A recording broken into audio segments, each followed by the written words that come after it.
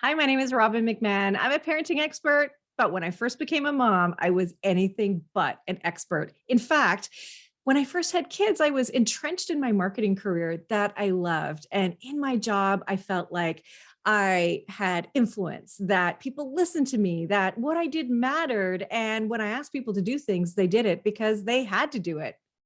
But over in my home life, I felt really frustrated and often very angry because I was met with kids that didn't listen, that when I asked them to do things, they would do the opposite, that when I called for them to come or come to dinner or leave the house, I was calling and repeating and repeating. And it wasn't until I yelled that they would finally listen. And that wore me down. And I felt so insecure being a mom.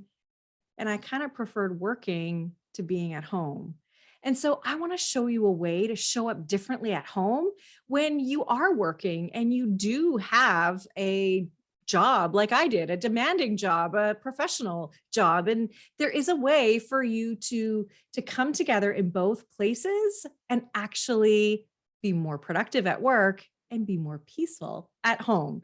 So I want to tell you that for any of you watching this video, if you do feel like you're frustrated in your parenting, first, I want you to know that it's not your fault. Many of us feel that way, and we often feel like we can't ask for help or it must just be me, and it's not. Parenting is the most important job we do, and we do it without really any help, without any studying, without any support. How long did you study for the career that you're in? How long did you study to be a mom? Well, it just makes sense that you might need some help and you might need to learn things about developmental stages, behavior, brain science. And those are all the things that I teach with the intention that you will be more peaceful. You will learn to respond and not react, and you will be more calm and confident in your parenting. So you can see below that there is a link to book a call with me, and I would love to talk to you without any judgment or criticism and just show you how I can help you. Now, let's talk about work. When you're in your regular workday, I want you to set a definite time that you're going to be off each day. So let's say that's 4 o'clock. Maybe right now you're off at 4, but maybe it's 4:15, 4:10, maybe it's 3:45, whatever it is. I want you to set a defined time off. This is going to help you in a couple of different ways. One, we're going to use Parkinson's Law, which says that work will expand, or the time it takes to do the work will expand based on how much time you give it. In other words, if you're given a project and you have a week to do it, it's going to take you a week to do it. If you're given a day to do it, you are going to hustle to get that done, and you're going to turn off all notifications and you're going to focus so that you can get it done right away. So it's going to take you longer the more time you have. And so that's why we're setting a non-negotiable, definite, and sacred time that you're going to be off. So let's say it's 4 o'clock. What's going to happen is throughout your day, you're going to check the time and kind of notice how much time you have left. What do I still have to do?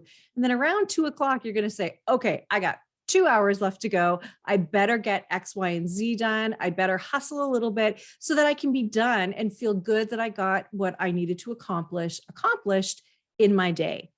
And then when 4 o'clock comes, you put your work down. Now, I want to be clear. It doesn't mean that you can't come back to it later on in the night if you really need to, but I want to give you permission to not go back to your work, because actually when you do have that definite time, you will be more productive, and rest also makes us productive. Now, 4 o'clock is here. You're going to do a couple of things that you might not have thought about before. One is you're going to sit for a minute and you're going to reflect on your day and how you're feeling. Oftentimes I would react to my kids based on having not a great day, on being upset with my boss, on feeling frustrated about work. And I might take it out on them unintentionally, but my mood was off because of work. And I didn't do anything to change my mood to be with my family. And so this is what I want you to do. I want you to reflect on your day. Are you in a high vibe state? Are you in a low vibe state? Are you feeling maybe disregarded, maybe misunderstood, maybe treated unfairly today? Or did you feel energized and productive and like you are doing really great? People listened to you. They liked your ideas today. You felt creative. You felt like you were winning. Either way, I want you to just notice it without judgment and name it. Naming it really helps to tame it. There is a part of the brain, the left side of the brain, actually releases soothing neurotransmitters to the part of the brain, the amygdala, that's activated to help calm it down. So if I say, I'm feeling really scared. Yes. Yeah, that's exactly what I'm feeling. Right. So you have this sort of little conversation with yourself, but without judgment. Then I want you to just take a couple of deep cleansing breaths. All right. Where you breathe in, you expand your belly, you hold for a few seconds, and then you breathe out. And then do that a couple more times. The reason why is because we want to reset your nervous system. We also know that there's a connection between your lungs and your brain that says, when I'm breathing slowly and deeply, I'm safe.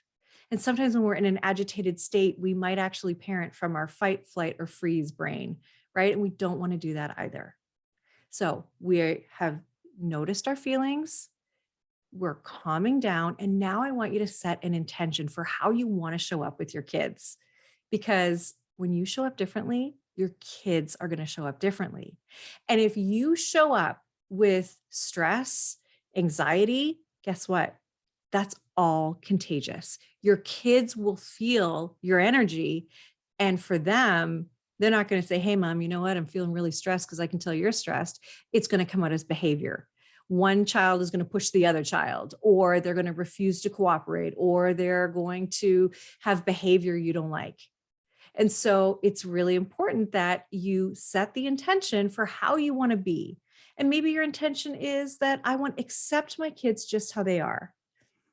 Maybe you're like me and you have a child with some extra needs that makes it really challenging to parent him.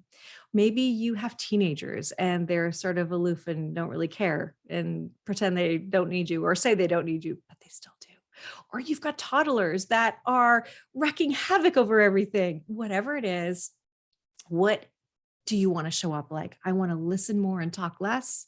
I want to take time to connect with my kids. My intention is to be present. My intention is to listen to what my kids have to say. My intention is to have fun. How about that? My intention is to have fun with my kids. And what happens is your brain now will follow. So your words will follow, your thoughts will follow that intention, and your actions and reactions will also follow. And you can keep reminding yourself of your intention. If you start to go off, like you start to feel a little triggered, no, my intention is to be calm and not react. My intention is to be curious instead of judgmental. And it is really powerful. Like I said before, when you act differently and show up differently, your kids show up differently. And we have mirror neurons in our brains. And when we act a certain way, our kids start to emulate the way we act. Our kids don't do what we say, they do what we do. So this is your invitation to show up in a different way. And this can happen whether you're working from home or you have a commute. Take your commute to really assess where you are. Sit in your garage for a moment and do this before you connect with your family. Now, I know that a lot of you can't really shut work down, and you have thoughts, you have ideas. As an entrepreneur myself, I have ideas all the time. What's my next video going to be? What am I going to post next? What am I going to do next? And so I often have a pad of paper around so that when I am done work and I have an idea, I'll write it down and then I'll transcribe it into my phone later on, because I don't want to have my phone around to model that I don't need to have my phone, right? And I know that so many of us are really frustrated with technology and the phones and always being on the phone. So let's model that we don't need them, that there is another way to keep things. And this way we can write it down and purge it from our brain and know that we can come back to it later. And so then throughout the night, you're going to be with your kids and put them to bed. And if you have to go back to work later, you can. But I want you to really be intentional about your transition and try it. Write in the comments how it works for you. I really want to know. And remember, if you want to know more about this way of parenting, if you want to feel more connected with your kids and have more cooperation, more respect, less battles, then book a call with me because I would love to talk to you and show you how you can get all the cooperation you want and enjoy your kids more, have more fun with them, and have a really strong connection that lasts a lifetime. Thanks for watching. And if you want to know more about why your kids act the way they do, you might want to check out this video next. Bye for now.